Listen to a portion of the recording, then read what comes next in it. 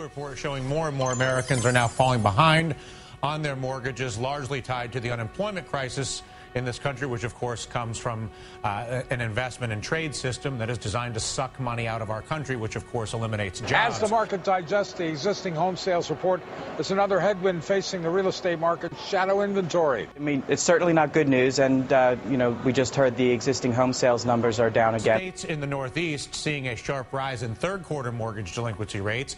New York, New Jersey, and Connecticut among those experiencing the largest jump in late payments. The reason the foreclosure crisis is getting worse is because the unemployment and jobless crisis in this country continues to explode. Congress is now taking note of the systemic problems that exist within the mortgage market and, in fact, the entire residential real estate market. Consumers are not getting a fair shake by the banks and institutions. And the fact of the matter is the banks just aren't working with them. These rocket dockets and senior judges, all too often, they're quickie hearings. So these homeowners, who certainly aren't criminals, are getting thrown out of their homes on a rapid and systemic basis with very little due process. Homeowners need to wake up and understand that this is a war we're in. The banks and these institutions are fighting against the American people and our very way of life, and it's time Americans wake up and get in those courtrooms and fight. It all began with rising tensions between North and South Korea after the North fired artillery shells at a South Korean island. Between the North Korean situation,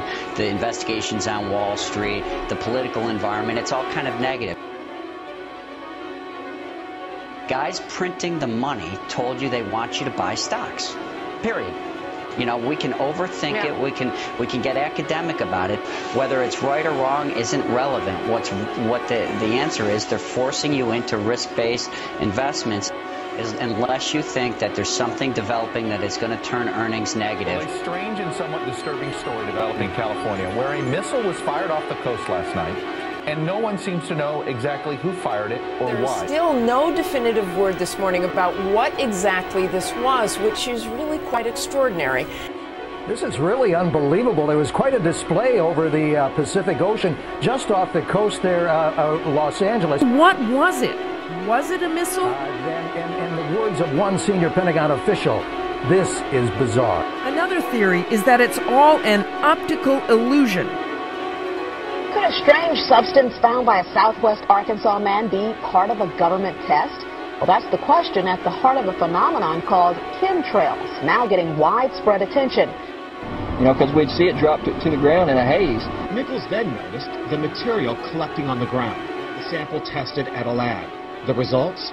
A high level of barium, 6.8 parts per million, more than 3 times the toxic level set by the EPA. Barium is a hallmark of other chemtrail testing. KSLA News 12 discovered chemtrails are even mentioned by name in the initial draft of House Bill 2977 back in 2001 under the Space Preservation Act. But the military denies any such program exists. What's your theory behind what's going on here with these sightings?